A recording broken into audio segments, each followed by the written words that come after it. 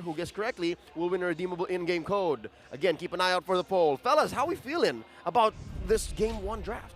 I'm liking both, and I was talking about specifically Onic Philippines, the advantages they have. But I think even with this Lolita pick from Oh My Venus, it works to counter into that really well. But this is where you see the difference in these Lolita players, right? And how well they are, especially how they play around the conceal and find the angles to set up. But the streak continues. The highest kill participation, 73.15%, 6-week streak. That's what we were talking about in the draft. And we'll see if Onic Philippines can actually live up to that streak and that title here. Yeah, meanwhile, Blacklist International can't break the code, ranked first in least total deaths with 202. So still very fundamental discipline. Blacklist International. Oh. I only have one big note here for the drafts of these two teams. I wrote it all caps, underlined, team fight. Well, they're not getting into it just yet. But do note, it looks like Keketat has a different plan. He doesn't want to oblige down XP lane, although Oh My Venus has visited the Arlot down bottom on Ryota as well. Baksha on Wise checked in. So now, it looks like gold lane might still be the focus. Yeah, and I won't be surprised if this game actually is a low kill score game, maybe around 15 Total? Total. So who will get more gold in this game, Nets or Al? And yeah, it's not going to be an XP lane focus here, but it's going to be Wise going down. Okay, bottom side, Ryota should be fine, right? He's also got the tenacity here. And this is, with Arlot specifically, this is what I see Blacklist International wanting to do. Put pressure there, but also, like you guys mentioned, put pressure in the gold lane when you can. And that's what Onic Philippines has to do. They have to be able to counterplay a lot of that aggression that Blacklist International is known for. And now with this first turtle up here, you can see Edward already going to take the brunt of damage. The vengeance, though. There's the first blood going to the hands of Ryota. Now, Turtle still going to be worked on. Bounce between both teams, but numbers advantage for Onic Philippines. They can't commit to it just yet, though. Yeah, I'm quite surprised that Onic actually didn't decide to hold that turtle, and they allow the Wise to reset it. I think they're really looking at the ultimates of the Lolita here as something that they are going to watch out for. That's why they're a bit cautious. Oh, there's the charge up. Oh, they do find it. That's the turtle as well. Sensui grabs it while charge is going to come out. Yue grabbing a kill himself. But all is done after that. Ryota did fall. And the turtle goes in the hands of Onic Philippines. Looks like a wash to me. Again, they got a kill on the backswing, but Onic can actually use this to snowball. Onic can usually take these trades and then, again, just rely on nets. Eventually, it's all going to end up with nets. Yeah, and you saw there so many tools for interruption for the Numenon Blast of the Lolita. The Queen was charging it up, but it was just the toss of the Guardian's Barrier of the Grok. That huge rock wall that got to interrupt it. So both teams right now just... well, very textbook, honestly. Fight around the turtle, try to contest it, and then at the same time, just give a little bit more space for your gold laners to farm up.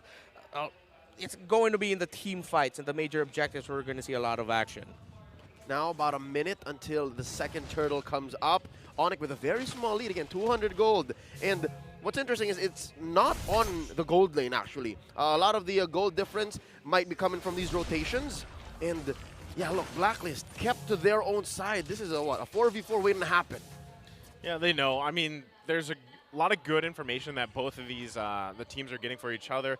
And I think, I agree with Renmar here. You're not going to see too much action early on, except every time that objective pops up, right? Because there really isn't a huge opportunity here, the way both these teams are playing around this kind of macro playstyle for pickoffs to happen here, right? Oh My Venus is going to flicker around, so doesn't have that leading into this next objective.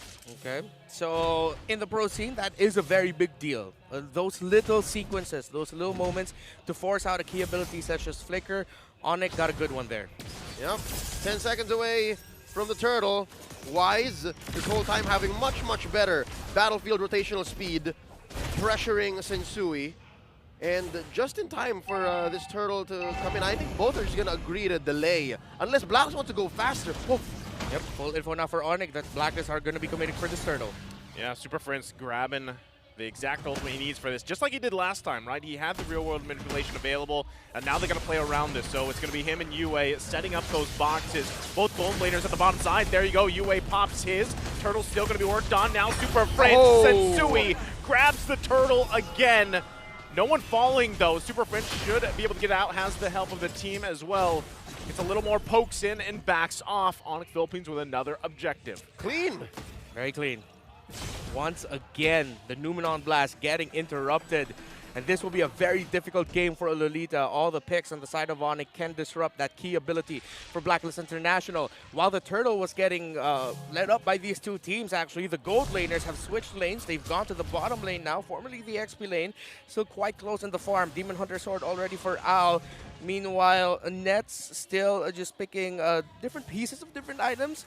But once around minute 7, 8 hits, he'll have 2 main items already if he doesn't get taken out. Yeah, he's on his way to possibly a Hunter Strike or a Cursed Helm. He has so many choices. If they're ahead, he goes ahead, picks up the Hunter Strike. No problem. Exactly. So BOD was the first build-up there for Nets. Might be rushing a Malefic Roar to land those Numeron Blasts because, you know, it's unfortunate when something like the Guardian's Barrier is enough to just cancel it out, right? That little movement here. But, you know, this is, again, a game of basically minutes for both of these teams. But right now, Onic Philippines just having a better early game, securing the objectives they want to. And I guess you'll have to see exactly what the Boxia can provide as we get to that mid to late game. Yeah, it's an old principle against Blacklist International. When you go up against them, you just have to put yourself in a situation where in terms of what they have to pull off in the game is simple. Just play better than Blacklist. And right now, Onic are doing that. They've put themselves in this position where they can just say, hey, right now we're playing better than Blacklist. But the thing that we have to watch out for here is the power spike. The Matrix and the Claude will hit. No deaths yet for the respective marksmen of both teams. And this could just explode into one big team fight, giving one team full control.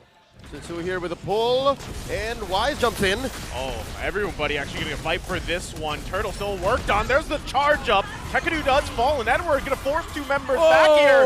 Sensui, perfect on the Turtles, does grab it again here under the noses of Blacklist International. So they lose a member, but they grab another Turtle.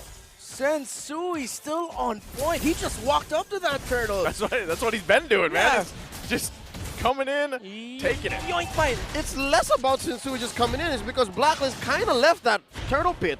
They went and tried to punish Onic head on, but the rest of Onic backed out. They decided, like, you know what? Okay, we're happy with Kekidot for now. Yeah. It's just 7 minutes in, but I don't think they saw that Sensui was going to stay. Yeah, the abilities they used to get that early lead in that fight and then to counter punish while Onic were run away meant that Sensui could just do that, walk up to it, even though he didn't have an ability that will, at that time it was on cooldown to avoid control effects. He's like, all right, I've seen what Blacklist already used in this fight. I can just go up and use my Retribution right away. So now all 3 Turtles go on the side of Onic, but again, it's still very close because of the discipline of Blacklist International. They're not giving up so many opportunities to get picked off by Onic. If they don't get the Turtle, that's it. They're going to back off. Now, though, once the Lord fights start coming up, that's going to be the big question. How much are teams going to be able to, or how much are they willing to commit in the Lord fights? Oh, they left Owl to his own devices. That's dangerous. I wonder if they can get one back from up top. It's 3 on Edward. Make that 4. Here comes Wise. Oh, they intercept Sensui. Yeah, a lot of focus there.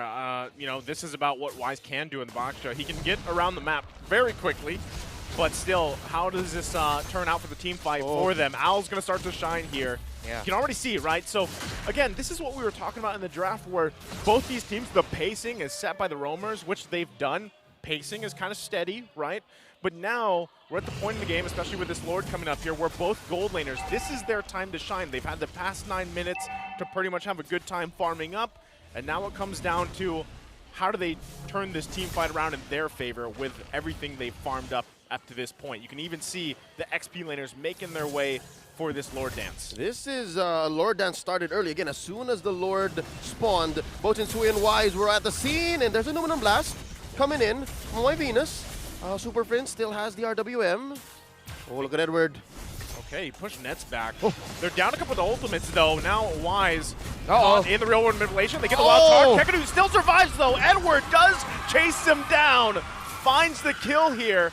Now with the numbers advantage, Blacklist International going to go ahead and start this Lord. It was quite messy. Sensui getting some warning shots from Owl. Edward on the hunt to push him back further. Wow. Nets quite low, has to get out, and just like that, Blacklist International turning things around in that fight They give up the 3 turtles, but they get the Lord. Masterfully done. This is exactly what Blacklist was planning to do all along. They've actually conditioned Onic PH to try and stop the Numenon Blast, but at the end of the day, that's not what mattered.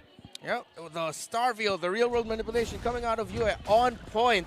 Kekadu got caught with his pants down, and for a moment, it seems like Onic forgot that Blacklist International's XP laner is a Joy. One of the most punishing to go up against, the kill chaser for the lineup, and instantly we saw it. Once Kekadu was low, even though he committed that flicker, Edward came in for the chase, and then Edward single-handedly stopped the other members of Onic from being able to contest. A small window of opportunity was what Blacklist found. They've kicked the window down and have made themselves a door. Essentially what that does is it isolated nets, and you saw the Beatrix was pushed back all the way into their orange buff, and that was just off timing completely. And now it's Blacklist's time. Wow. They're the ones who are dictating the pace, they're the ones pushing lanes, and up top, Owl takes down a tier 2. Bottom might be up next. Like, if you think about it, with the lineup from Blacklist International, the fact that they can push Onic Philippines back with just Edward on Joy, but also Owl, now that he's online with his quad. Charge up, though. Defiant 2 with the Numenon Blast. Most RDM coming out. Nets does fall, though. And now they're trying to fire back out quite low. Falls himself 3 down for Blacklist International. What looked like a fight that was theirs. They lose the members here. Still going, Edward. 2 versus 1, make it 3 versus 1. He has to get out of here. He already had used the ultimate. Since Super Friend's gonna flicker in. Edward, can he escape it? He bombs, he weaves. Edward lives to fight another day. Abunjing gets away with it. And this Joy is exactly why you should ban the hero. He got away with so much. That was 3 versus 1. 3v1. I really thought he was down for the count. But somehow he made that Joy look like it had a flicker on, but no, that is still a vengeance on that Joy. And now Onic, though, they made a terrible situation into something good. They walked away with 3 kills. They couldn't get Edward down, but no, Ryota in a dire situation. Okay, Ryota. I don't think he's going to be like Joy, not going to be able to escape this 3 versus 1. Finally falls to Owl. Sensui was trying to get there, but look at the top side. Yeah. They're putting some pressure here. Going to look to get this tier 2, Kekadu and Nets. Looks like they're going to be happy with that and back off. Very disciplined, these 2 teams. We saw what Blacklist International did to the map of Onic after they took the turtle. Now, after finding a breath of fresh air, countering Blacklist International's attempt in the mid lane, they got towers up top. Okay, there's the Numenon Blast, but there's going to be no follow-up. Super Friends just going to take that one, and now Lord is up once again. Both teams looking to get in possession here. So far, so good. That last engagement where Onic punished Blacklist over Zealous engage in mid puts him at about a 50-50 chance. Like, this Lord is at least a Lord that they can contest. Now, it's Luminous, folks. It will charge into main objectives. And, man, the pressure that Edward is putting on the map is pushing Ryota's Arlot away. I'm not feeling this Arlot, not quite yet. Yeah, because of both teams drafting really well for team fights, Onic leaned in on that idea really hard, which meant that Blacklist got to pick a hero that can team fight incredibly well, but at the same time also create space for the rest of the map that this Joy is a problem. The split pushing, the side towers for Onic, that they might end up having to face 4v4, which will turn into a 4v5 because Edward will be able to get back to the fight in time. Gentlemen, Owl just stole the purple. Sensui and Super Friends are purpleless. Well, still, even given the situation, this is just dragging out that Lord Dance even further. Hopefully they can utilize what they've stolen, but for Onic Philippines, they're doing a great job at really just extending this and even dealing with the pressure that Edward is putting on the top and now even focusing a little bit on the bottom side here. Now, we're seeing exactly how Blacklist is setting this up. Again, they're taking their time. They're giving the orange over to Owl. And look at where Yu is putting himself. I'm not sure if Super Friends has an ult yet. Oh no, he has the rhythm and beats. Has the ultimate key abilities up for both teams. The ultimate on the Valentina though. Okay, he decided to go ahead and use it, but again, still, Super Friends also has that Joy ultimate. Look at that, the pressure on the backside! Super Friends does survive, but Nets left all alone. The pressure was too much. Now caught in their RWM.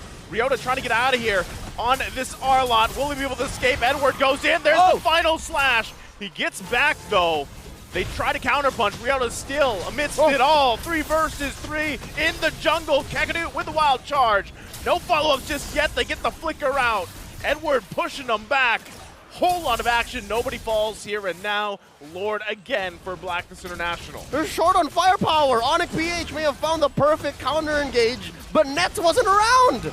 Nets was down, and a Valentina at this point not yet enough in terms of damage. There's a lot of control for Onic, but you said it, Leo, not enough firepower without that Beatrix. Onic were WTD, way too deep. They forgot they didn't have their second tower in mid. That was an easy conceal, rush, ultimate catch call by Blacklist International.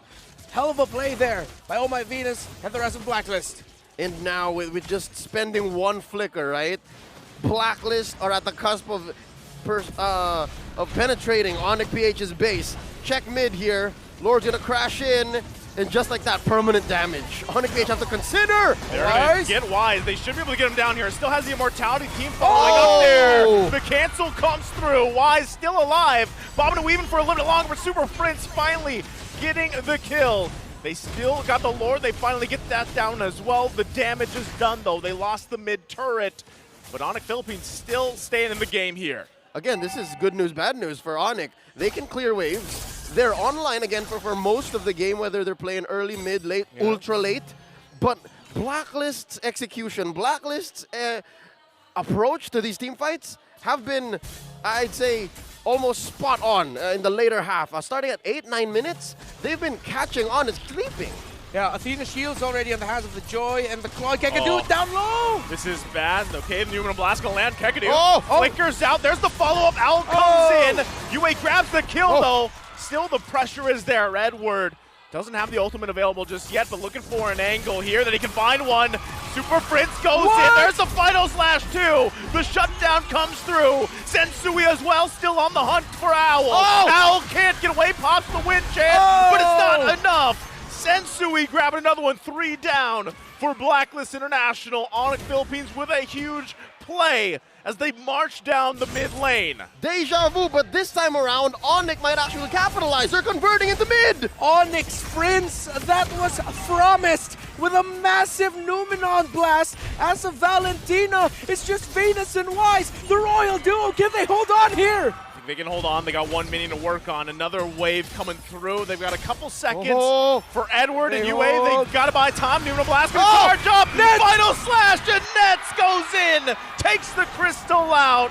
Taking game 1 for Onic Philippines. Massive